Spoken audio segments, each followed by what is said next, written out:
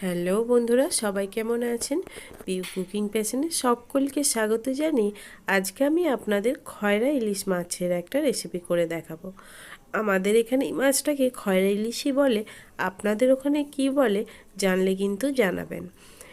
ইলিশ মাছ নাম কারণ ইলিশ মাছের মতোই কিছুটা দেখতে, আর খয়রা কেন নাম সেটা আমার জানা নেই। মাছগুলো আজকে বাজারে উঠেছে দেখলাম, বেশ ভালোই ফ্রেশ ছিল। দেখুন কানকোর কাছটাও বেশ লাল লাল, আমি আপনাদের দেখিয়ে দিচ্ছি। আর একদম রূপালি কালারের মাছটা খেতে খুব টেস্ট। ইলিশ মাছের স্বাদ তো কিছুটাই মাছটা খেলেই পেয়ে যাবেন। মাছটা কতটা ভালো নিশ্চয়ই কাছ থেকে দেখাচ্ছি যখন বুঝতে পারছেন, সেই কারণেই আমি নিয়ে নিলাম। আমার কিন্তু এই মাছটা খেতে বেশ ভালো লাগে। বাড়িতে এনে ভালোভাবে আঁশ ছাড়িয়ে কানকো কেটে বাদ দিয়ে মাছটা বেছে নিয়েছি। ভিডিওর প্রথমেই বলে রাখি, প্রত্যেক দিনের নিত্য নতুন রেসিপি পেতে অবশ্যই আমার চ্যানেলটিকে সাবস্ক্রাইব করতে কিন্তু ভুলবেন না। সাথে পাশে থাকা বেল ঘন্টিটাতেও ক্লিক করে রাখবেন, আর অল অপশানটাতেও ক্লিক করে রাখবেন। প্রত্যেক দিন যে কোনো রেসিপি সবার প্রথম আপনাদের কাছেই পৌঁছে যাবে।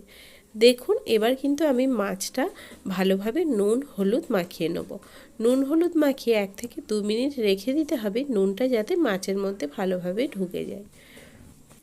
এইদিকে মাছটায় নুন হলুদ মাখানো থাক। এবার এইদিকে আমি একটা একদম টাটকা বেগুন নিয়ে নিয়েছি। একদম টাটকা নরম বেগুন আমি আপনাদের দেখিয়ে দিচ্ছি। বেগুনের দুটো দিক কেটে বাদ দিয়ে দিলাম। তলার দিকটায় যেহেতু ফুলটা থাকে, সেখানে ওই দিকটাও কেটে বাদ দিতে হবে। তারপর ঠিক এইভাবে মাছ বরাবর একটা টুকরো করে নিতে হবে। কেটে নিয়ে আবারও মাছ বরাবর একটা টুকরো করে এইভাবে একটু মোটা মোটা করেই কেটে নিতে হবে। বেগুন তো খুবই নরম, তার উপর টাটকা আর খুবই কচি, সেই কারণে কিন্তু বেশি পাতলা করা যাবে না, তাহলে বেগুনটা ঘেঁটে যাবে। এইভাবে আমি একটা গোটা বেগুন কেটে নিলাম। এবার একটা টমেটো কেটে নিতে হবে। টমেটোটা একটু বড় সাইজেরই ছিল, তাই একটাই নিয়ে নিয়েছি। এখানে আমি 3 পিস মাছের জন্যই সমস্ত মশলাটা করছি। আপনারা জানেন, যারা আমার ভিডিও দেখেন, আমি কিন্তু টমেটোর বীজ কেটে বাদ দিয়ে দিই। কারণ টমেটো খাওয়া ভালো হলেও বীজ খাওয়া কিন্তু একদমই ভালো নয়। উপরন্তু এটা কিন্তু শরীরের জন্য খুবই ক্ষতিকর। এইভাবে বীজটা বার করে দিয়ে টমেটোটা স্লাইস করে কেটে নিচ্ছি। এইভাবেই আমি আজকে রান্নায় দেবো। টমেটো কাটা হয়ে গেলে এখানে মাছ বরাবর একটু লঙ্কা চিড়ে নিয়ে বেশ কয়েকটা কাঁচা লঙ্কা দিয়ে দিচ্ছি। ঝালের জন্য যেটুকু আপনারা লঙ্কা দেবেন সেটা কিন্তু এইভাবেই দিতে হবে। আমি কিন্তু এখানে মশলায় কোনো লঙ্কা ইউজ করব না, তাই বুঝে শুনে যে যেরকম ঝাল খাবেন সেই রকমই এখানে লঙ্কা চিড়ে দিয়ে দেবেন। এই সময় বলে রাখি, হয়তো আমার আজকে ভয়েস রেকর্ডিংটা আপনাদের ঠিকঠাক শুনতে লাগবে না, কারণ শরীর আমার খুবই খারাপ, প্রচণ্ড ঠান্ডা লেগেছে। কথা বলতে বলতেই বারবার কাশি হচ্ছে, তার মধ্যে গলাটা একদম বসে গেছে। সেই কারণে যদি আপনাদের বুঝতে কোনো অসুবিধা হয় কমেন্টে জিজ্ঞাসা করবেন, আমি আপনাদের অ্যান্সার দিয়ে দেবো। লঙ্কাগুলো চিড়ে নেওয়া হয়ে গেছে। এবার ধনেপাতাটা আমি কুচি করে নেব। আমি একটু ধনেপাতা দেবো রেসিপিটায়, সেই কারণে ধনেপাতা কুচি করে নিলাম। এই সব রান্নায় ধনেপাতা দিয়ে খেতে আমি একটু পছন্দ করি। আপনারা চাইলে ধনেপাতাটা স্কিপ করে যেতে পারেন। কড়াই যখন খুব ভালোভাবে গরম হয়ে গেছিল, তখনই আমি কড়াইয়ে মাস্টার অয়েলটা দিয়ে দিয়েছিলাম। মাস্টার অয়েল সাথে সাথেই গরম হয়ে যায়। কড়াই ভালোভাবে গরম না করলে কিন্তু মাছ কড়াইয়ে আটকে যাবে। দেখুন মাছগুলো আমার একদম ভালোভাবে ভেজে নেওয়া হয়ে গেছে। ঠিক এই পর্যায়ে মাছটা তুলে নিতে হবে। এইভাবে আমি সমস্ত মাছগুলি ভেজে নিলাম। খড়াভাবে মাছগুলো সব ভেজে নিয়েছি। মাছগুলো তুলে নিয়ে ওই কড়াইয়ে আমাকে আরও কিছুটা পরিমাণ তেল দিয়ে দিতে হবে। মাছগুলো কিন্তু আপনাদের একটু ভালোভাবে ভাজতে হবে, নাহলে মাছের মধ্যে একটা আঁচটে গন্ধ থেকে যাবে। দেশি মাছ হলে আপনারা কিন্তু মাছ কম ভেজেও রান্না করতে পারেন, কিন্তু যেহেতু বরফের মাছ, সেই কারণে একটু ভালোভাবে ভাজতে হবে। মাছ ভেজে তুলে নেওয়া হয়ে গেলে ওই কড়াইয়ের মধ্যে আমি কেটে রাখা বেগুনটা দিয়ে দিলাম। বেগুনটা খুব ভালোভাবে ভেজে নিতে হবে। বেগুনটা ভালোভাবে ভেজে নেওয়ার জন্য আমি এখানে পরিমাণ মতো লবণ দিয়ে দিলাম।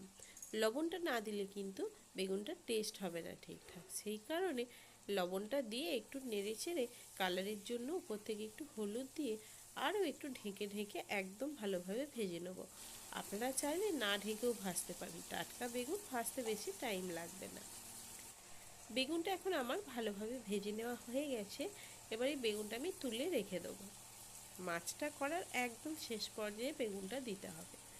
তাহলে বুঝতেই পারলেন রান্নাটা করাতে বেগুনটা ইম্পর্টেন্ট কতটা।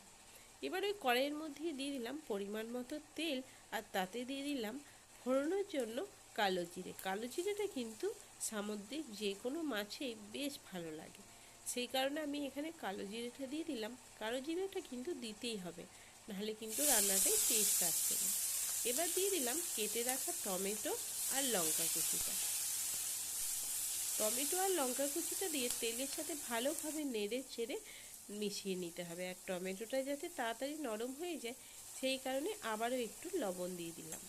আর দিয়ে দিলাম 2 টিস্পুনের মতো এখানে আমি সর্ষে বাটা।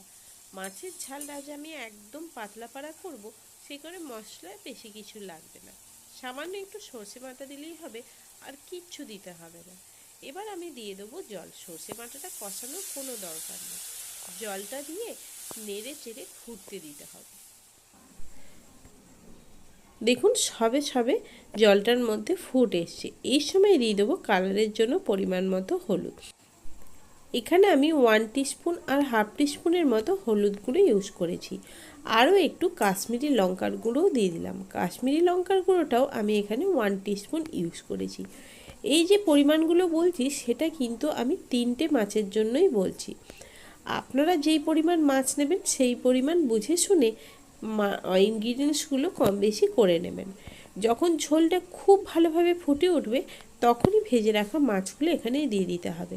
মাছগুলো দেওয়ার পর কিন্তু কড়াইটা ঢাকা দেওয়ার কোনো দরকার নেই। মাছ যেহেতু আগের থেকেই ভেজে সেদ্ধ করে নেওয়া আছে, সেই কারণে খুব বেশি টাইমও লাগবে না।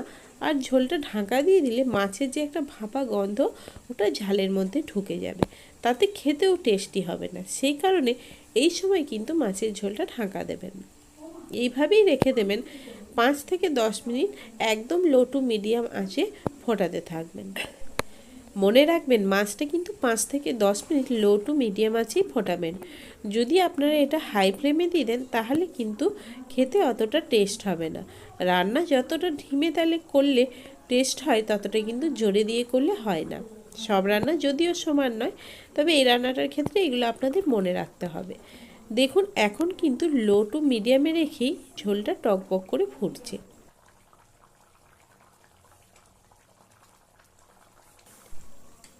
এবার ঝোলটা কিন্তু আমার অনেকটাই কমে গেছে। এই পর্যায়ে আমি বেগুনগুলো দিয়ে দেবো।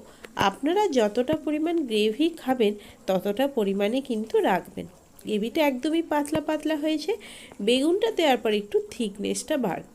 তাহলে বুঝতেই পারলেন কতটা পরিমাণ সমস্ত কিছু দিতে হবে। এখন এটা আমার রেডি হয়ে গেছে, নামিয়ে গরম গরম ভাতের সঙ্গে সার্ভ করে দেখবেন তো কত ভালো লাগে। একটা রেসিপি দিয়েই দুপুরের লাঞ্চটা কিন্তু কমপ্লিট হয়ে যাবে। তাহলে বন্ধুরা রেসিপিটা কেমন লাগলো জানাতে কিন্তু ভুলবেন না।